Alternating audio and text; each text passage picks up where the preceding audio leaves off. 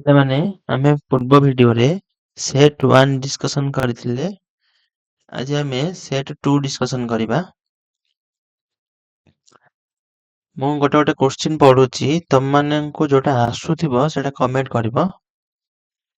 ହେଲା, A B C D ଏମିତି comment କରିପାରିବ। 1 ତାପରେ A କିମ୍ବା 2 B ଏମିତି ତମେ କମେଣ୍ଟ କରିପାରିବ। ହେଲା, ଆଚ୍ଛା, ପ୍ରଥମ କ୍ୱେଶ୍ଚିନ୍, ଉତ୍କଳର ଶସ୍ୟ କ୍ଷେତ୍ର କେଉଁଥିରେ ପରିପୂର୍ଣ୍ଣ ବୋଲି କାନ୍ତକବି କହିଛନ୍ତି? ଧାନ, ବାଜରା, ଗହମ, ମକା। କୁହ, କମେଣ୍ଟ କର, କୋଉଥିରେ ପରିପୂର୍ଣ୍ଣ ବୋଲି କାନ୍ତକବି କହିଛନ୍ତି? ଏହାର ଉତ୍ତର ହଉଛି ଧାନ। ଉତ୍କଳର ଶସ୍ୟ କ୍ଷେତ୍ର ଧାନରେ ପରିପୂର୍ଣ୍ଣ ବୋଲି କାନ୍ତକବି କହିଛନ୍ତି। କାନ୍ତକବି କିଏ? ଲକ୍ଷ୍ମୀକାନ୍ତ ମହାପାତ୍ର। ପ୍ରକୃତି ପରିଶୋଭିତ ଉତ୍କଳ ଜନନୀକୁ କାନ୍ତକବି ବାରମ୍ବାର ବନ୍ଦନା କାହିଁକି କରିଛନ୍ତି? ସୁନ୍ଦର ହସ ପାଇଁ, ସୁନ୍ଦର ଭାଷା ପାଇଁ, ନଦୀ ତଟର ଶୀତଳ ପବନ ପାଇଁ, ସୁନ୍ଦର ହସ ଓ ସୁନ୍ଦର ଭାଷା ପାଇଁ। ପ୍ରକୃତି ପରିଶୋଭିତ ଉତ୍କଳ ଜନନୀକୁ କାନ୍ତକବି ସୁନ୍ଦର ହସ ଓ ସୁନ୍ଦର ଭାଷା ପାଇଁ ବାରମ୍ବାର ବନ୍ଦନା କରିଛନ୍ତି। ଏଇଟା ହିଁ ସଠିକ ଆନ୍ସର। ଓଡ଼ିଆ ସାହିତ୍ୟର ଆଦିକବି ଭାବରେ କିଏ ପରିଚିତ? ଶ୍ୟାମସୁନ୍ଦର ଦାସ, ଜଗନ୍ନାଥ ଦାସ, ବୀରକିଶୋର ଦାସ, ଶାରଳା ଦାସ। ଆଦିକବି କିଏ? ଶାରଳା ଦାସ।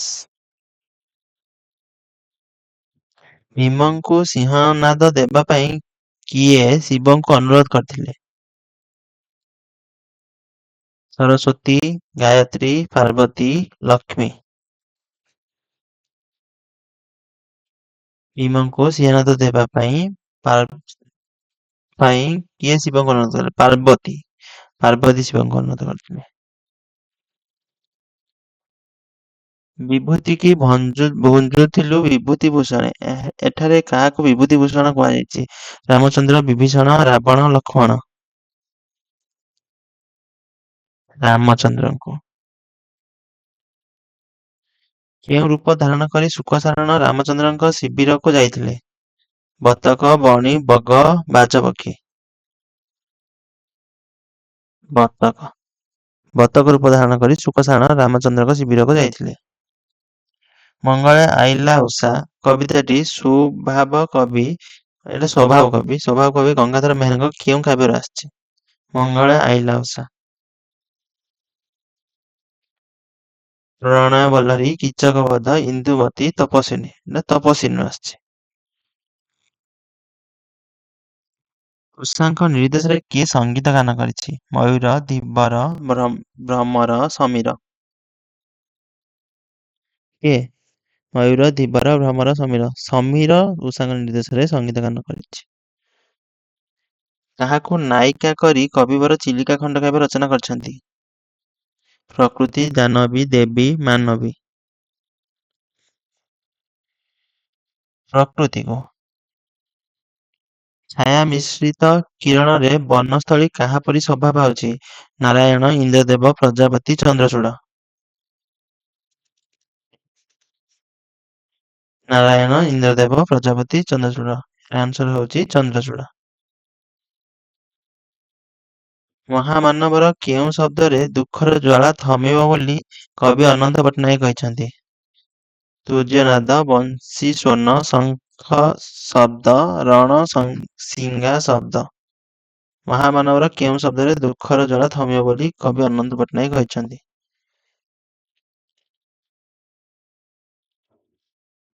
ଶଙ୍ଖନାଦରେ। ଶଙ୍ଖ ଶବ୍ଦରେ। ତରୁଣମାନଙ୍କ ସ୍ପନ୍ଦନ କେଉଁ ପର୍ବତକୁ ଚୂର୍ଣ୍ଣ କରିବ? ନୈରାଶ୍ୟ, ଅହଙ୍କାର, ପୀଡ଼ନ, ଗର୍ବ।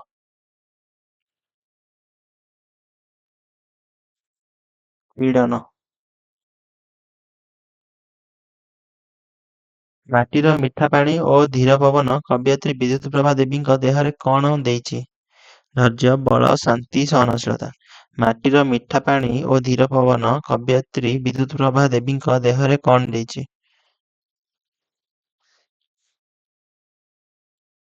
ବଳ ଦେଇଛି। ମାଟି କାହା ପରି ଆମର ସବୁ ଅଳି ଅର୍ଦ୍ଦଳି ସହିଥାଏ? ମା, ଭାଇ, ବାପା, ଭଉଣୀ। ମା ପରି। କାନ୍ତକବି ଲକ୍ଷ୍ମୀକାନ୍ତ ମହାପାତ୍ରଙ୍କ ପତ୍ନୀଙ୍କ ନାମ କଣ? କନକଲତା, ପୁଷ୍ପଲତା, ସ୍ନେହଲତା, ଲବଙ୍ଗଲତା।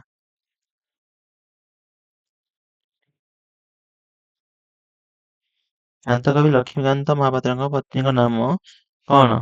କନକଲତା, ପୁଷ୍ପଲତା, ସ୍ନେହଲତା, ଲବଙ୍ଗଲତା। ଲବଙ୍ଗଲତା।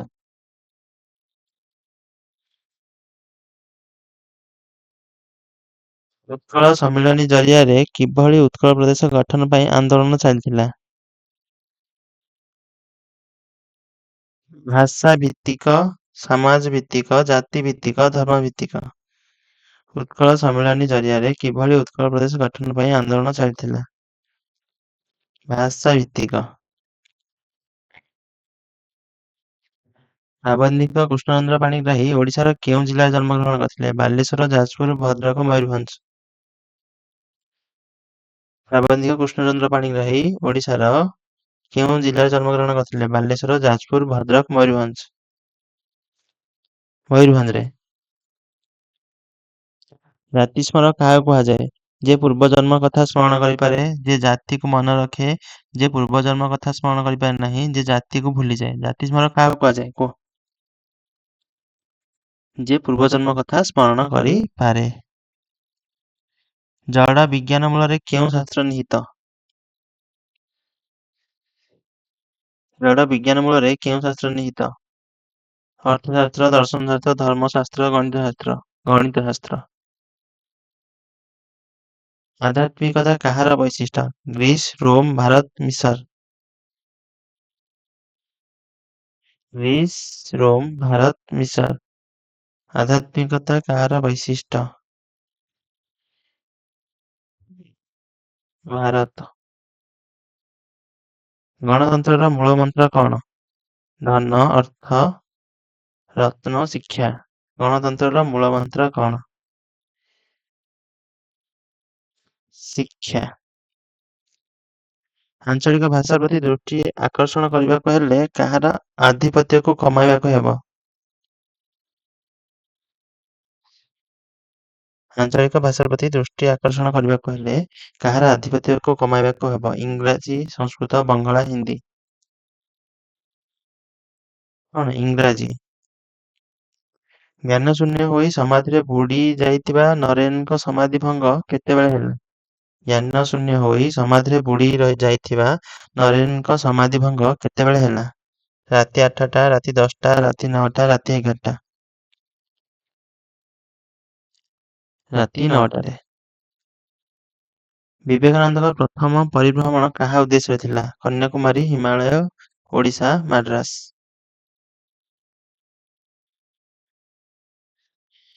ବିବେକାନନ୍ଦଙ୍କ ପ୍ରଥମ ପରିଭ୍ରମଣ କାହା ଉଦ୍ଦେଶ୍ୟରେ ଥିଲା? କନ୍ୟାକୁମାରୀ, ଓଡ଼ିଶା, ହିମାଳୟ, ମାଡ୍ରାସ।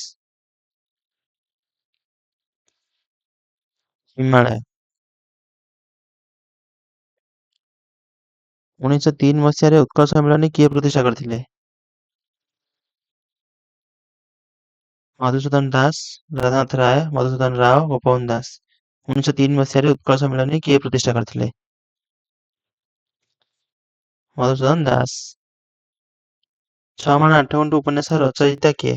ଗୋପାଳଚନ୍ଦ୍ର ପ୍ରରାଜ, ବିଶ୍ୱନାଥ କର, କାଳିଚରଣ ପାଣିଗ୍ରାହୀ, ଫକୀରମୋହନ ସେନାପତି। 6ମାଣ 8ଗୁଣ୍ଠ ଉପନ୍ୟାସର ରଚୟିତା କିଏ?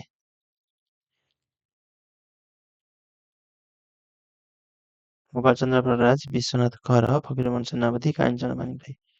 ଫକୀରମୋହନ ସେନାପତି 6ମାଣ 8ଗୁଣ୍ଠ ରଚୟିତା। କାଠ କଟାଳି କେଉଁଥିରେ ମାଜି ଲୋଟାକୁ ସଫା କରିଦେଲା? ପାଉଁଶ, ସାବୁନ, ମାଟି, କରଦଗୁଣ୍ଡ। କାଠ କଟାଳି କେଉଁଥିରେ ମାଜି ଲୋଟାକୁ ସଫା କରିଦେଲା? ପାଉଁଶ, ମାଟି, ସାବୁନ, କରଦଗୁଣ୍ଡ। ପାଉଁଶରେ। କାଠ ଗଳ୍ପର ଗାଳ୍ପିକଙ୍କ ଚାକର ପିଲା ନାମ କଣ? ହରିଆ, ଚୈତନ୍ୟ, ନରିଆ, ଗୁରିଆ। କାଠ ଗଳ୍ପରେ ଗାଳ୍ପିକଙ୍କ ଚାକର ପିଲା ନାମ କଣ? ହରିଆ, ଚୈତନ୍ୟ, ନରିଆ, ଗୁରିଆ। ଚୈତନ୍ୟ। ଧଉଳି ପାହାଡ଼ ପାଦଦେଶରେ କେଉଁ ନଦୀ ପ୍ରବାହିତ ହୋଇଛି? ମହାନଦୀ, ଦୟା, ବୈତରଣୀ, ପ୍ରାଚୀ। ଧଉଳି ପାହାଡ଼ ପାଦଦେଶରେ କେଉଁ ନଦୀ ପ୍ରବାହିତ ହୋଇଛି? ମହାନଦୀ, ଦୟା, ବୈତରଣୀ, ପ୍ରାଚୀ। ଦୟା ନଦୀ। କାହାର ପ୍ରବେଶ ମାତ୍ରେ ଦରବାର କକ୍ଷର ସମସ୍ତ ଗୁଞ୍ଜନ ହଠାତ୍ ଶବ୍ଦ ହୋଇଗଲା। ମହାରାଣୀ, ଅଶୋକ, ମହାରାଜା, ରାଜେଶ୍ୱର। କାହାର ପ୍ରବେଶ ମାତ୍ରେ ଦରବାର କକ୍ଷର ସମସ୍ତ ଗୁଞ୍ଜନ ହଠାତ୍ ସ୍ତବ୍ଧ ହୋଇଗଲା। ମହାରାଣୀ। ବେଲ, ଅଶ୍ୱତ୍ଥ ଓ ବଟବୃକ୍ଷ ଗଳ୍ପର ଆରମ୍ଭରେ କେଉଁ ବାଣୀର ପ୍ରୟୋଗ କରାଯାଇଛି? ଭାଗବତ, ଗୀତା, ବେଦ, ଉପନିଷଦ। ଭାଗବତ, ଗୀତା, ବେଦ, ଉପନିଷଦ। ବେଲ, ଅଶ୍ୱତ୍ଥ, ବଟବୃକ୍ଷ ଗଳ୍ପର ଆରମ୍ଭରେ କେଉଁ ବାଣୀର ପ୍ରୟୋଗ କରାଯାଇଛି? ଭାଗବତ। ଭାଗବତ। କେଉଁ ଗଛ ତଳେ ହରିଗୁଡିଆ ପାନ ଜଳଖିଆ ଦୋକାନ କରିଥିଲା? ବେଲ, ଆମ୍ବ, ନିମ୍ବ, ଚାକୁଣ୍ଡା।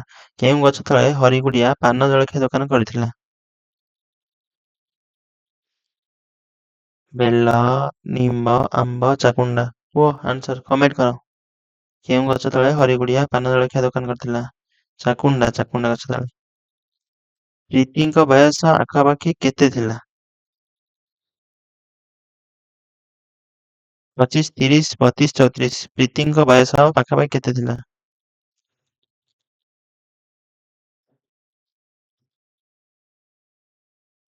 34 ବର୍ଷ। ଘନଶ୍ୟାମ ବାବୁଙ୍କ ସ୍ତ୍ରୀ କାହା ପାଇଁ କଲମଟି କିଣିଥିଲେ? ତାଙ୍କ ସ୍ୱାମୀ ପାଇଁ, ବଡ଼ ପୁଅ ପାଇଁ, ସାନ ପୁଅ ପାଇଁ, ମଝିଆ ପୁଅ ପାଇଁ। ଘନଶ୍ୟାମ ବାବୁଙ୍କ ସ୍ତ୍ରୀ କାହା ପାଇଁ କଲମଟି କିଣିଥିଲେ?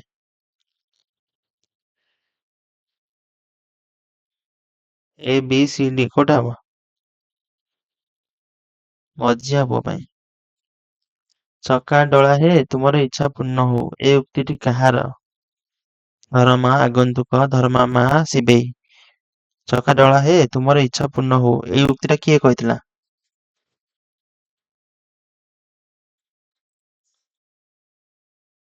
କିଏ? ଆଗନ୍ତୁକ। ରାମଚନ୍ଦ୍ର ରାବଣକୁ ବଧ କରିଥିଲେ, ଏ ବାକ୍ୟରେ ରାମଚନ୍ଦ୍ର କଣ? କର୍ତ୍ତା, କ୍ରିୟା, କର୍ମ, ବିଧେୟ। କୁହ। ରାମଚନ୍ଦ୍ର ରାବଣକୁ ବଧ କରିଥିଲେ, ଏ ବାକ୍ୟରେ ରାମଚନ୍ଦ୍ର କଣ? କର୍ତ୍ତା। କିଏ ବଧ କରିଥିଲା? ରାବଣ। କିଏ ରାବଣକୁ ବଧ କରିଥିଲେ? ରାମଚନ୍ଦ୍ର। ରାମଚନ୍ଦ୍ର ହଉଛନ୍ତି କର୍ତ୍ତା। ଗୋଟିଏ ମାତ୍ର ସମାପିକା କ୍ରିୟା ଥିବା ବାକ୍ୟକୁ କଣ କୁହାଯାଏ? ଯେଉଁଥିରେ ଗୋଟିଏ ସମାପିକା କ୍ରିୟା ଥିବ ତାକୁ କଣ କୁହାଯିବ? ସରଳ ବାକ୍ୟ। ସ ର ସ ହେବା ବିଧିକୁ କଣ କୁହାଯାଏ? ଷତ୍ଵ ବିଧି। ରଚନା। ଏଠାରେ ଷତ୍ଵ ବିଧି ନ ହେବାର କାରଣ କଣ?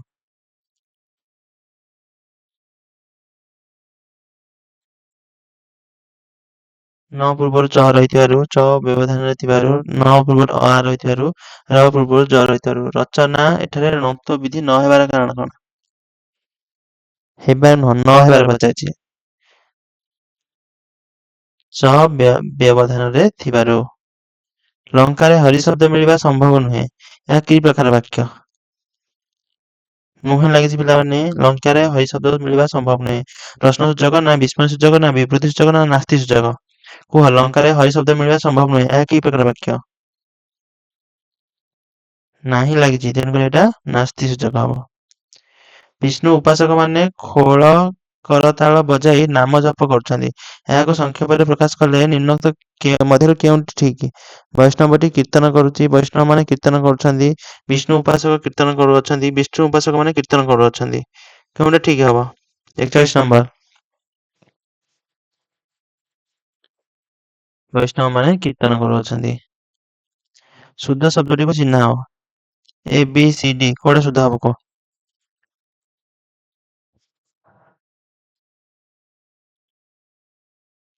ଶୁଦ୍ଧ ଶବ୍ଦ ହଉଛି ଏଥିରୁ ଏ।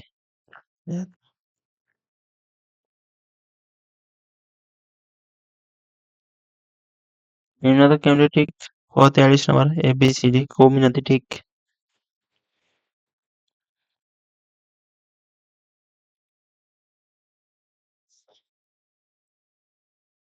ବି। ପ୍ରାଣୀର ଭଲ ମନ୍ଦ ମାଣି ମରଣ କାଳେ ତାହା ଜାଣି, ଏହା କେଉଁ ଛନ୍ଦରେ ରଚିତ? ପ୍ରାଣୀର ଭଲ ମନ୍ଦ ମାଳି ମରଣ କାଳେ ତାହା ଜାଣି, ଏହା କେଉଁ ଛନ୍ଦରେ ରଚିତ? ନାଟବାଣୀ, ଚୋଖୀ, ଶଙ୍କରାଭରଣ, ଗୁଜ୍ଜରୀ। କୁହ। ନଟବାଣୀ, ଚୋଖୀ, ଶଙ୍କରାଭରଣ, ଗୁଜ୍ଜରୀ। ଏଟା ଗୁଜ୍ଜରୀ। ଯେଉଁଠାରେ ଗୋଟିଏ ଶବ୍ଦ ଦୁଇ ବା ତହିଁରୁ ଅଧିକ ବା ଭିନ୍ନ ଅର୍ଥ ପ୍ରକାଶ କରିଥାଏ ସେଟା କେଉଁ ଅଳଙ୍କାର ହୁଏ? ଯେଉଁଠାରେ ଗୋଟିଏ ଶବ୍ଦ ଦୁଇ ବା ତହିଁରୁ ଅଧିକ ଭିନ୍ନ ଅର୍ଥ ପ୍ରକାଶ କରେ ସେଠାରେ କେଉଁ ଅଳଙ୍କାର ହୋଇଥାଏ? ଶ୍ଲେଷ, ଯମକ, ଉପମା, ଅନୁପ୍ରାସ। ଶ୍ଲେଷ, ଯମକ, ଉପମା, ଅନୁପ୍ରାସ। ଏଥିରୁ କେଉଁ ଅଳଙ୍କାର ହବ? ଗୋଟିଏ ଶବ୍ଦ ଦୁଇ ବା ତହିଁରୁ ଭିନ୍ନ ଅର୍ଥ ପ୍ରକାଶ କରେ ସେଠି କି ଅଳଙ୍କାର ହବ? ଶ୍ଲେଷ ହବ, ଶ୍ଲେଷ ଅଳଙ୍କାର। ଖଣ୍ଡ ଖଣ୍ଡ ଧଳା ମେଘ ସୁନୀଳ ଅମ୍ବରେ ଭସାଇ ବୋଇତ ଯଥା ନୀଳ ସମୁଦ୍ରରେ। ଏଠାରେ କେଉଁ ଅଳଙ୍କାର ପ୍ରୟୋଗ କରାଯାଇଛି? ଖଣ୍ଡ ଖଣ୍ଡ ଧଳା ମେଘ ସୁନୀଳ ଅମ୍ବରେ ଭାସଇ ବୋଇତ ଯଥା ନୀଳ ସମୁଦ୍ରରେ।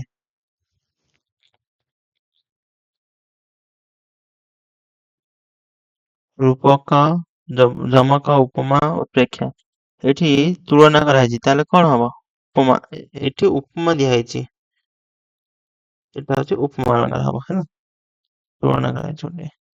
ଅଣ୍ଟି ଛୁରୀ ତଣ୍ଟି କାଟେ ଏହି ଲୋକବାଣୀ କେଉଁ ଅର୍ଥରେ ପ୍ରକାଶ କରେ? ଅତି ବୁଦ୍ଧିଆ, ଅସମ୍ଭବ କଥା କଳ୍ପନା କରିବା, ଆତ୍ମୀୟ ଲୋକ ଶତ୍ରୁ ଆଚରଣ କରିବା, ଅନଧିକାର ଚର୍ଚ୍ଚା। ଅଣ୍ଟି ଛୁରୀ ତଣ୍ଟି କାଟେ ଅତି ବୁଦ୍ଧିଆ, ଅସମ୍ଭବ କଥା କଳନା କରିବା, ଆତ୍ମୀୟ ଲୋକ ଶତ୍ରୁତା ଆଚରଣ କରିବା, ଅନଧିକାର ଚର୍ଚ୍ଚା। ଆତ୍ମୀୟ ଲୋକ ଶତ୍ରୁତା ଆଚରଣ କରିବା, ଅଣ୍ଟି ଛୁରୀ ତଣ୍ଟି କାଟେ। ନିମ୍ନୋକ୍ତ ମଧ୍ୟରୁ କେଉଁ ଲୋକବାଣୀର ଅର୍ଥ ଅତି ସାମାନ୍ୟ? କେଉଁ ଗାଈର ଗୋବର କବି ତୁଣ୍ଡ ମେଣ୍ଢା ମୁଣ୍ଡ କଷ୍ଟ କଲେ କୃଷ୍ଣ ମିଳେ କଙ୍କଡାକୁ ଗୋଳି ପାଣି ସୁହାଏ। କେଉଁ ଲୋକବାଣୀର ଅର୍ଥ ଅତି ସାମାନ୍ୟ? କହୁନା ଆମେ କୁହ ଆନ୍ସର କୁହ, ଏ ବି ସି ଡି କମେଣ୍ଟ କର। ନିମ୍ନୋକ୍ତ ମଧ୍ୟରୁ କେଉଁ ଲୋକବାଣୀର ଅର୍ଥ ଅତି ସାମାନ୍ୟ? ଆମେ କହୁଛ କଣ ତୁ କୋଉ ଗାଈର ଗୋବର ଯେ? ତେଣୁକରି ଅତି ସାମାନ୍ୟ କହିଲେ କୋଉ ଗାଈର ଗୋବର। ନାଟର ଗୋବର୍ଦ୍ଧନ ରୂଢିର ଅର୍ଥ କଣ? ଅତି ସୁନ୍ଦର, ଅତି ବିଶ୍ୱାସୀ, ଅତି ଦୁଷ୍ଟ, ଅନର୍ଥର ମୂଳ। ନାଟର ଗୋବର୍ଦ୍ଧନ ରୂଢିର ଅର୍ଥ ହଉଛି ନାଟର ଗୋବର୍ଦ୍ଧନ ରୂଢିର ଅର୍ଥ ହଉଛି କୁହ କମେଣ୍ଟ କର। ଅନର୍ଥର ମୂଳ। ତୁ ସବୁ ନାଟର ଗୋବର୍ଦ୍ଧନ ଅର୍ଥାତ୍ ତୁ ସବୁ ଅନର୍ଥର ମୂଳ। ବରଡା ପତ୍ର ପରି ଥରିବା ଏହା କେଉଁ ପ୍ରକାର ରୂଢି? କ୍ରିୟାଯୁକ୍ତ, କ୍ରିୟାହୀନ, ତୁଳନାତ୍ମକ, ବ୍ୟଙ୍ଗାତ୍ମକ। କୋଉ ଭଳିଆ ଧରିବା ନା ବରଡା ପତ୍ର ଭଳିଆ ଧରିବା, ତାହେଲେ ଏଇଟା କେଉଁ ପ୍ରକାର ରୂଢି? ଆଉଥରେ କହିଦଉଛି, କେଉଁ ଭଳିଆ ଧରିବା ନା ବରଡା ପତ୍ର ଭଳିଆ ଧରିବା, ତାହେଲେ ଏଇଟା ତୁଳନାତ୍ମକ ରୂଢି, ଗୋଟେ ତୁଳନା କରାଗଲା। ବୁଝିପାରିଲ? ଆପଣମାନେ ସେଟ୍ 3 ଦେଖିବା ପାଇଁ ଯଦି ଆପଣମାନେ ସେଟ୍ 1 ଦେଖି ନାହାନ୍ତି ତାହେଲେ ଯାଇକି ସେଟ୍ 1 ଟା ଦେଖିଦିଅନ୍ତୁ।